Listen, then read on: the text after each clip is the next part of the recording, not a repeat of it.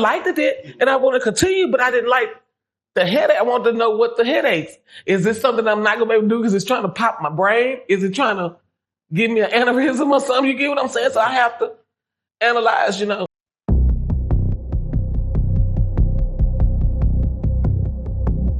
Than him. So I just put more and more weight on him, you know. Wow. The more we get behind Trison's head, you can feel his arm trying to stiffen. But every time we get close, I take it on up. Wow. You know, when we get ready to come back down, as soon as we get by Trison's head, you can see him trying to hold it still. I take it that way, you know. Damn. Yeah. So about the fourth time I was going this way, never forget, February 28th, misting outside. Dark, never forget it. My sister and them even heard the shot. They didn't even get out the apartments. They heard the shot. So it went up about this time on this side, the fourth time, and flung out his hand. And when it did, because of that sticky little slick mist that Dallas gets sometimes, it slid up under the neighbor's driver door. Just, you know, I was the only one to see it. He was cockeyed and Trison was laid on the ground. So did that one of them see where it went. I seen where it went. Instantly, he turned into, he was Mighty Mouse a while ago. Yeah. Now he turned into, I'm sorry. I'm sorry. Well, I'm bleeding from my head. Trison getting up. I'm keeping his attention because I'm letting Trison get up, you know, to check himself to make sure he wasn't hit. So that's where a lot of the PTSD, that is where the PTSD come from, because I ain't never lived by no gun. Yeah. So I don't expect to die by it. Exactly. So to see that happen to us, and it was so, it stuck with me because it was like we see the whole family, and this time nobody getting into it at the family. Nobody missing. It was like, is this our last night? Yeah, you know, man, type shit. That's like, how we felt. You know, is this our last little old dance with life? You know, and that's where the PTSD. That's where the not trusting because this was a neighbor. Neither did he ever sit in our house. Neither did we have dinner. We just spoke. We kept it cordial. Boom. That's it. You know, but we never had any trouble with him either, you know? Right. And for that to happen just because he had been smoking PCP. And I realized that after I see him go down there. Oh, I apologize. Man, I'm so sorry, y'all. I can't believe this. I'm so sorry. And I lied him. I was checking on my husband. I lied him, looked for his gun. He found it. Once he found his gun, he got it, jumped in his truck and left. It's a guy on Facebook named Bobby Muhammad. He used to be so popular, kind of like Smash the Topics. He the one helped me find him. You know, Dallas police let the young lady who he was staying with next door to me, let her lock the door and tell them she ain't doing nothing. She ain't letting them. And while they're in my home, y'all sure y'all ain't got, I know my law. I know I can have a gun inside her. I know if I could use it to protect myself. So I wouldn't be sitting here lying to you, sir. Why are you harassing me about but this is Pleasant Grove. It's strange bullets all up and down here. Ain't no telling. But I'm gonna tell you, it was only one gun out there that night, sir. Only one time was it fired. And all these neighbors who called the police, once they heard everything, they was looking out, they were scared to come out, but they at least called the police. They told y'all that we didn't have no gun and stuff. So don't be harassing me about gun. And then you over here letting this girl just lock her door and going on to tell y'all to get the fuck out. Really get out of her face in place. You know, don't do that. So yeah, I lost a lot of faith in Dallas police being protectors. I lost faith in people just being good people and being human and not just trying to do stuff to people who ain't bothering them. Come on, without question. You get what I'm saying? So that's where a lot of my PTSD come from. That's why I worry all the time. I don't let my husband leave the house without a phone. Call me every hour on the hour. He can go to the strip club. He can do what he want to do. Just check in. Let me know that. Just let me hear your voice. Let me get a text, something, saying that you good. I'm laid back. I'm kicked back for about another 45 minutes to an hour. And then I'm back to you need to where call again. No, I totally understand. Well, all right, so that's where that come from. Let's go and get right to it. I'm going to, of course, I want to reintroduce yourself, and it's Rowdy, right? My nickname is Rowdy. All right. Yeah, my grandmother named me that, she passed away in this January too, man. We spent a lot of time with her before she did. Yeah, but she's a Cowboys fan. Yeah, that's hard. That's a hard life. I'm her oldest grandbaby. She called me that, and she called me name changer because I changed everybody in the family name. I made her grandmama, made my mama, made my aunties and uncles. So yeah. No, there you go. Well, Rowdy, I'll call you Rowdy as well. what we're doing is we're trying to get stories, as far as addiction stories, homeless stories, but even with your husband that we met, we're starting off as far as just getting those addiction stories. And would you say, as far as any type of drug use would you consider yourself an addict? I consider myself, the definition term of an addict, yeah, but I wouldn't consider myself a person that would do anything for it. No. Right. I'm what they call that a functional addict. I'm a functional addict. Okay. Yeah, I know how to live life, pay bills. Stay above water without. So we're starting with as far as what would be considered your drug of choice. Cocaine, marijuana. Okay. Can you tell us as far as because there's different ways to take cocaine. I just snort it. Okay, the old fashioned. Yeah, I don't do no shooting up. Yeah. I don't do no smoke. Yeah, I just snort it. Let's start as far as what was your first introduction to cocaine? My homegirl Atlas. So I had a real bad bout with the PCP thing from the time I was 14 to the time I was 21, and I just decided to stop. It wasn't for me. It was something that I couldn't function. I couldn't still progress while doing. So I said, So I went to my grandmother's house. I stayed out of the street. Because I always worked, you know what I'm saying? I always stayed working no matter what I did. Even when I called myself leaving school, running away from home, I would go to school my half a day and make sure I go to work, But I stayed 2 years clean off of PCP,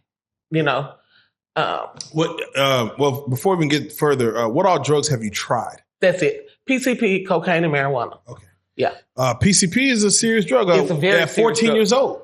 At 14. What got you introduced to PCP? Well, down in South Dallas, it was just not coming out. Grand Street up there where the Annie Mae's was pumping and jumping. I was a hustler, real live hustler.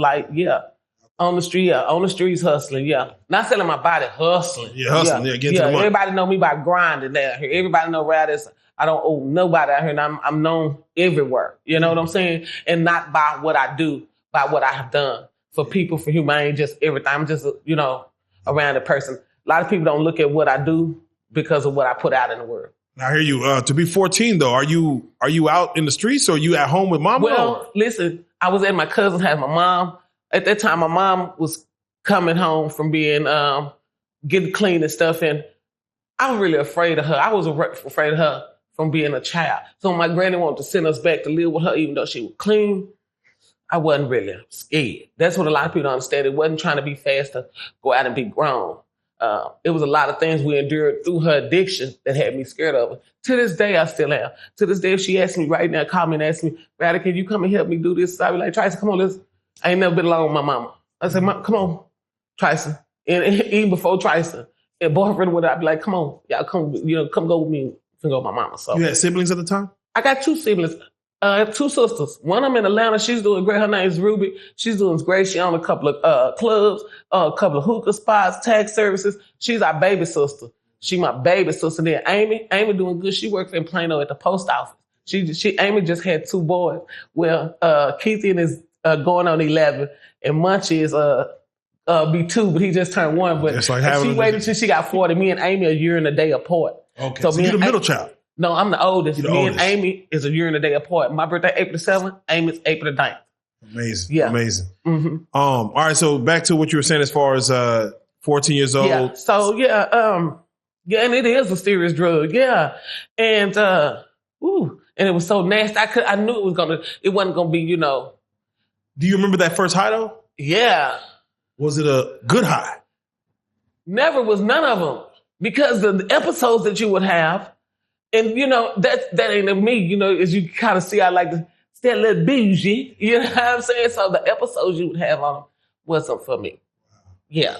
But it took you almost 6 years to want off of it. Well, I didn't use it consistently for 7. I was just saying in that time frame of 14 to 21. That's what I would deal with. That I was really mostly a weed smoker. Yeah, I didn't deal with this on a weekly basis or even a monthly basis. Just when I did, it was a bad experience. Was it something that you mixed in with your weed? The PCP? Yeah. Well, sometimes you can roll it like that with weed. And sometimes you can roll it with cigarettes and stuff. They give you a cigarette, more cigarette, and you roll it. Did it make the high any different? If you put weed in it, now it make you a little more mellow. Okay. Smoking that stuff with that more cigarette stuff and make you. That's when you get all naked and crazy and don't know where you're at. Which one did you prefer? With the weed. Okay, so your first time, your first experience, can you go into that a little bit? What was that like with PCP?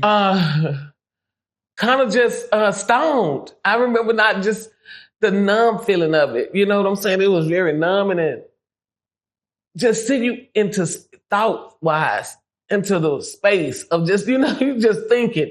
You stuck, just sitting there, something that I didn't enjoy. But you did continue on doing it again. What was it? What kind of anxiety or depression? Were you under any anxiety or at that time? Yeah. I've always dealt with depression and stuff because my mom was an addict. You know what I'm saying? I'm her oldest. I dealt with a lot. See, I used to send my sisters to school and I couldn't go. See, I used to deal with a lot. So I dealt with this, but I didn't know about it. I didn't know the terms for it. I didn't know what was wrong with me at times. Why am I so sad?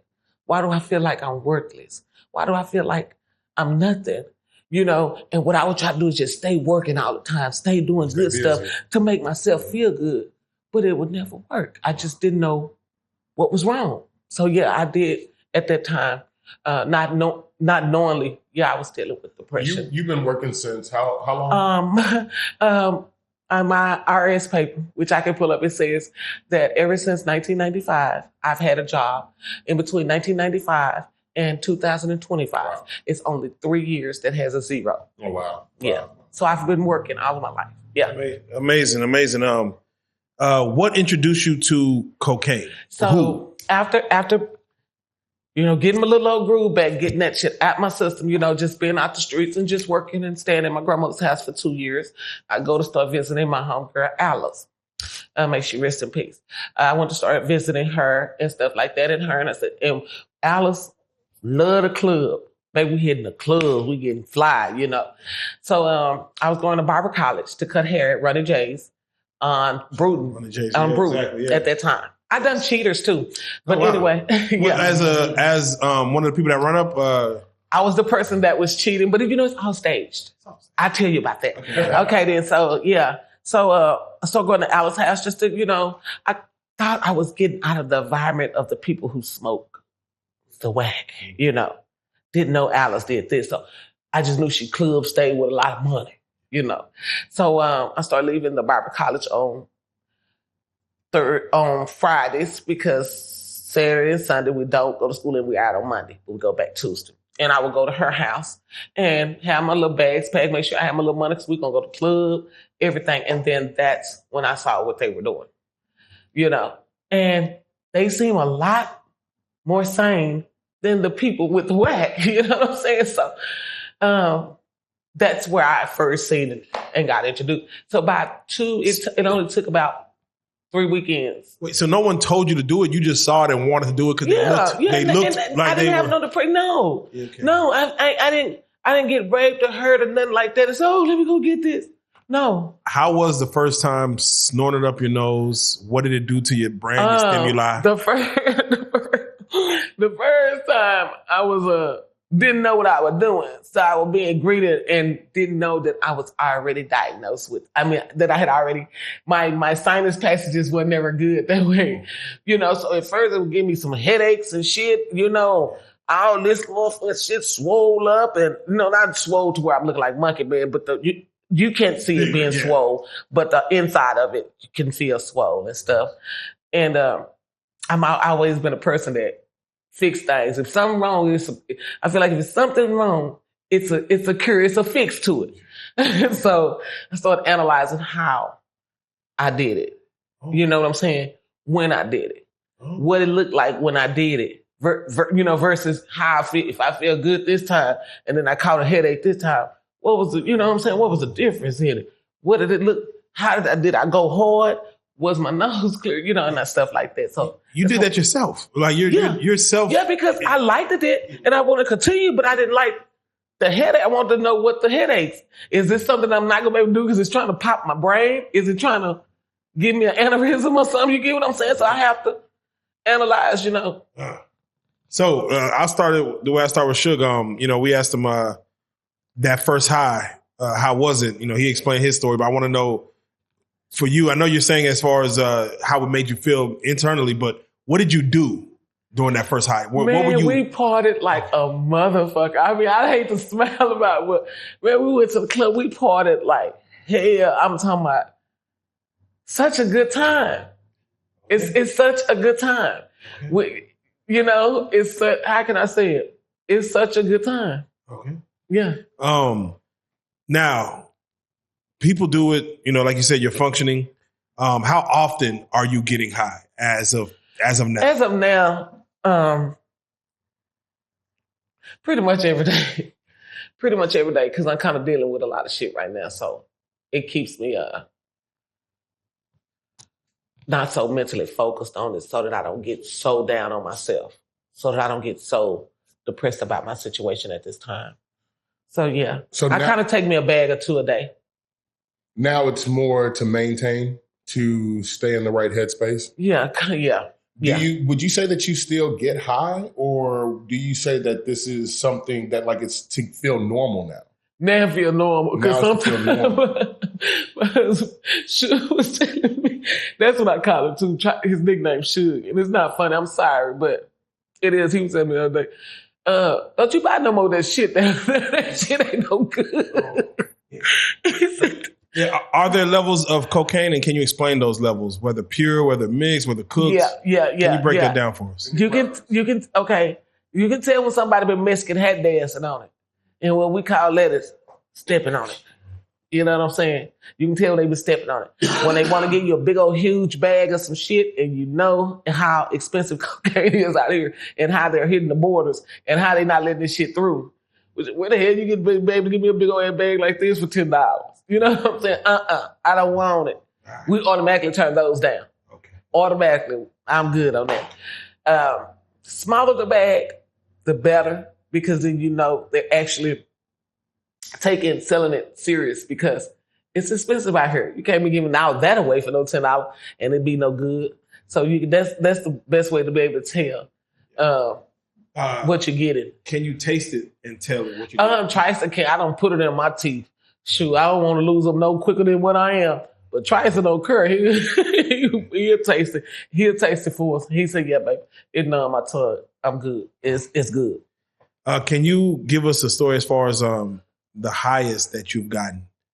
Like, how high did you ever get to where you're like, "Whoa, I'm out here. Yeah, I'm in space. Like this is bad."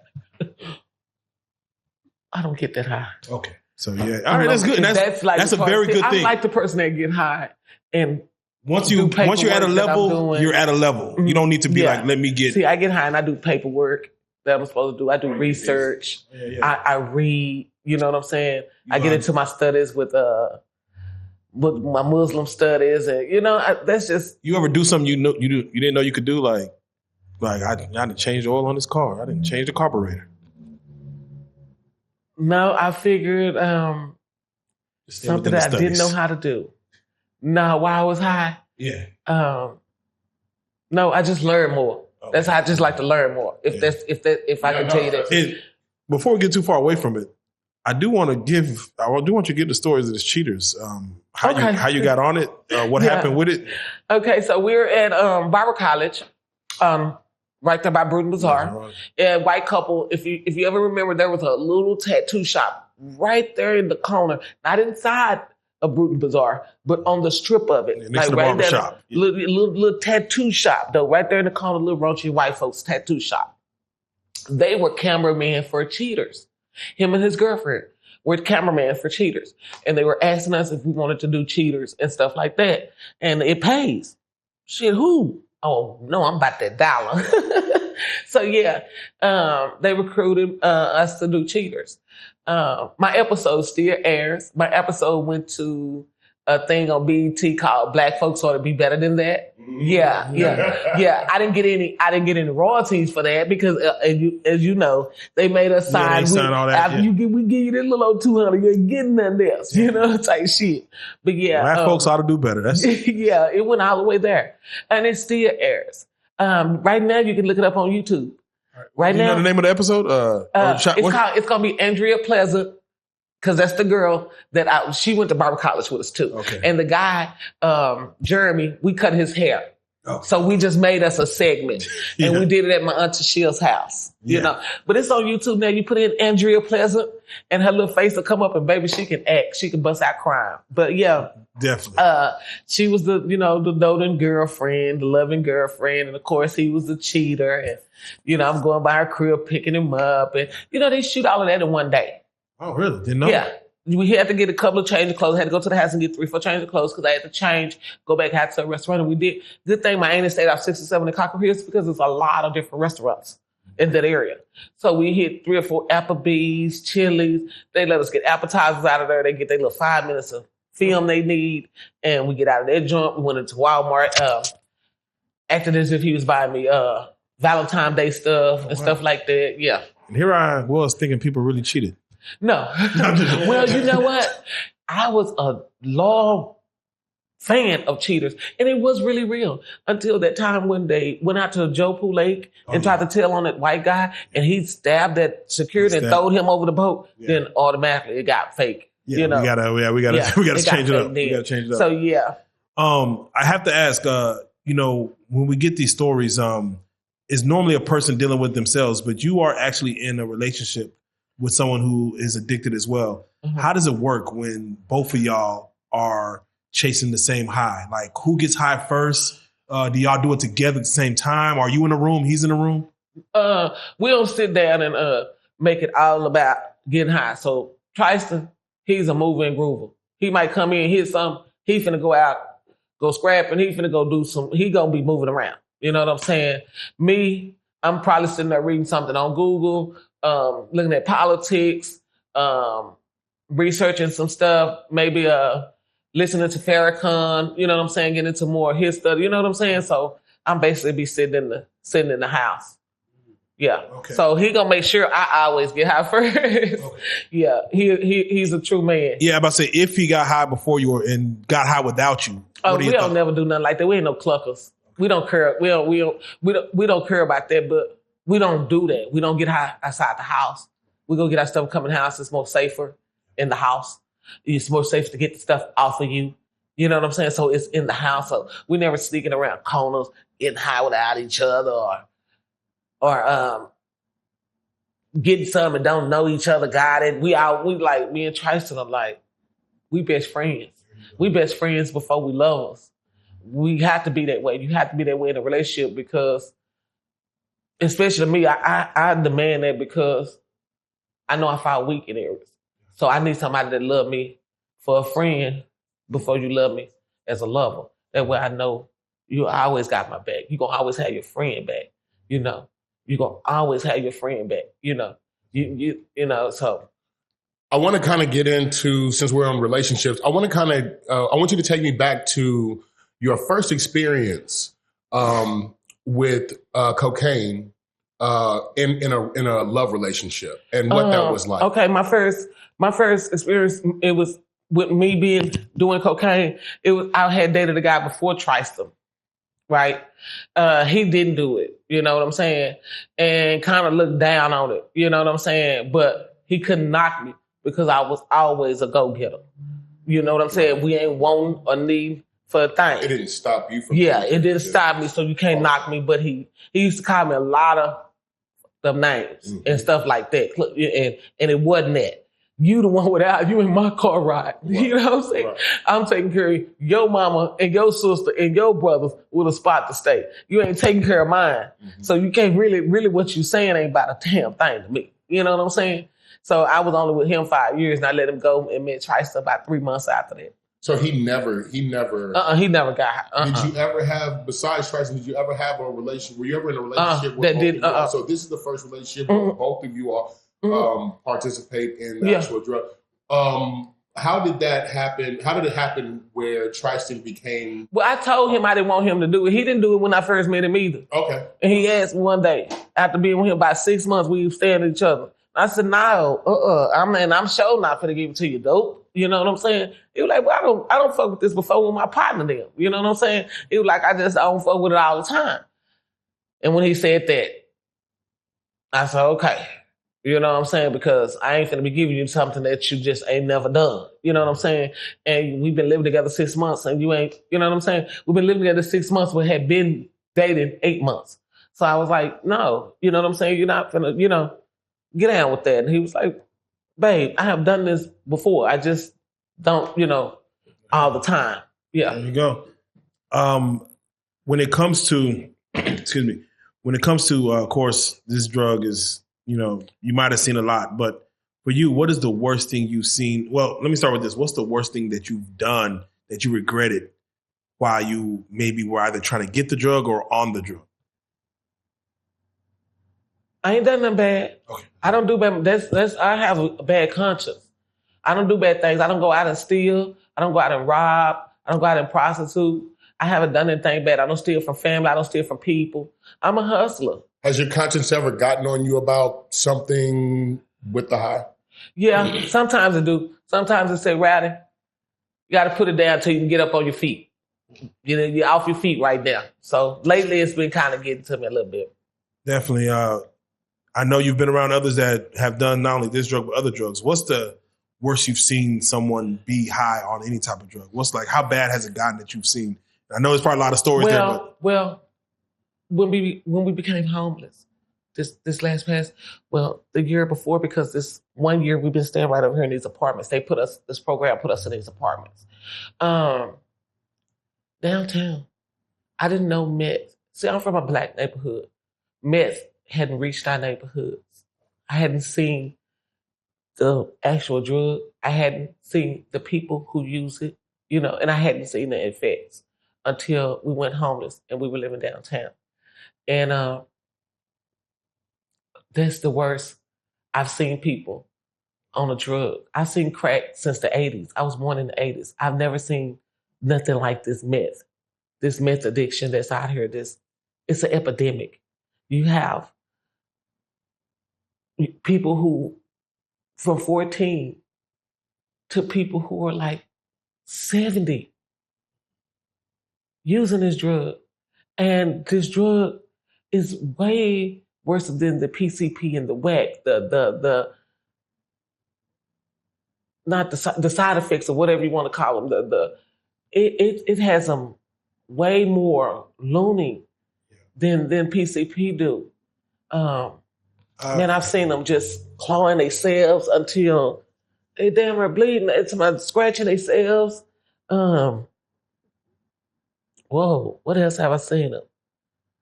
I've seen them so high till they just walking in the middle of the street, but walking into the cars. Ooh. I just seen some bad things downtown. I've heard that they will just have sex in front of you. Just down there, no clothes. Yeah. The thing. Yeah, they. I don't know if it puts them in a mental trance. Like I say, something like PCP, but it's way worse. Yeah, and it makes them violent too. You have to watch them. It makes them very violent. Would you say that you see a demon in them? Yes. The meth brings out a total devil in them. It's more violent than anything. Can you describe maybe some experiences of that demonic presence? Well, Tryson he showed you a stab wound from a meth addict. Yeah, a guy that we sold sodas to. That was my hustle down there. I sold sodas while I was down there. Yeah, that's it. Yeah. How far this going? It ain't going to because I'm gonna tell you something. We sold little crack too, but we had to hustle. I'm not gonna be out here panhandling now. Yeah. I'm homeless. I lost my home, but not my hustle. Right. Simple as that. So the stab wound in his chest, and this was a guy, the Mexican guy, and even afterwards, he was so nice. He didn't even know it was Tryson that he had stuck. When it kind of come to him the next day, and he see me chasing him with the police down there to find him and stuff, and he called me Mama. That's what a lot of them called me down there, Mama Rowdy and Mama.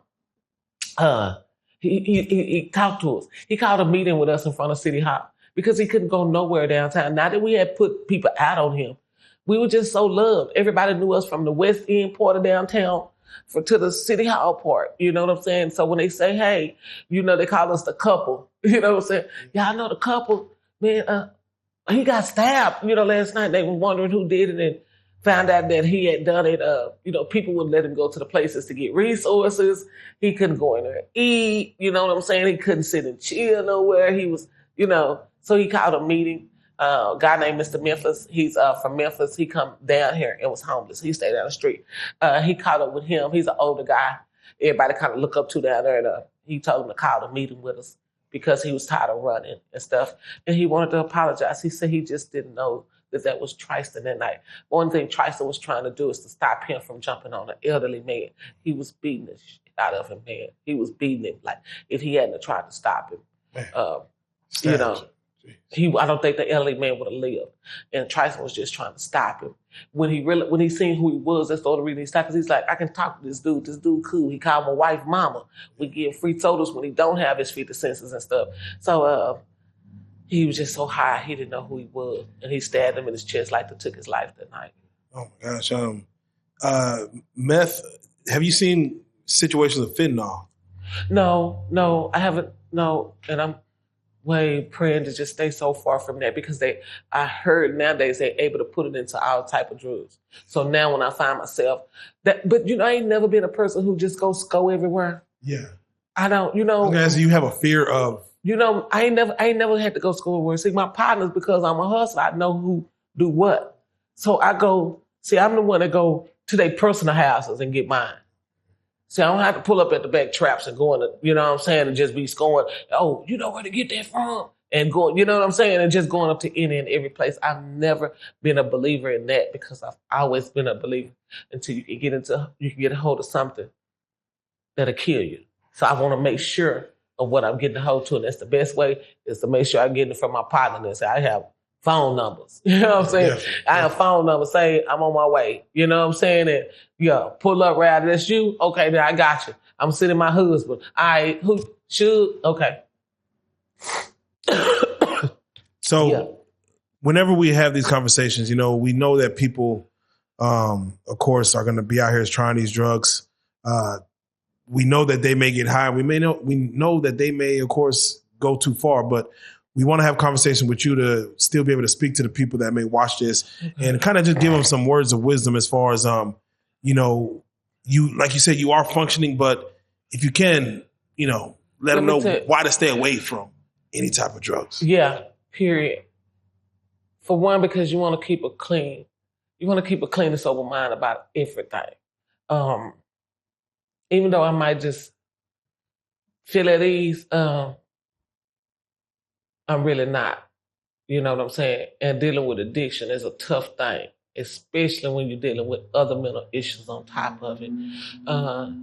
Self-medicating ain't never a good thing. It's just something that this time I have to cope with, but it's never a good thing. It never gets to the root of the problem.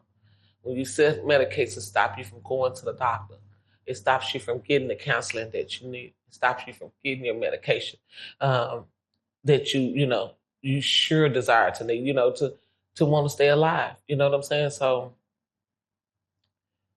addiction is something that people truly never want to get into. And that's being addicted from weed to anything, you just don't want to get into it. It's, once you're there, it's hard to come back. Believe that. It ain't as just easy as it seems. It's hard to come back to who you are. There you go, man. With that being said, Rowdy, I appreciate you for sitting down and speaking with us. Thank you so much. We're going to stay in touch. And if there's any other people that that have stories, definitely we would love to seek them.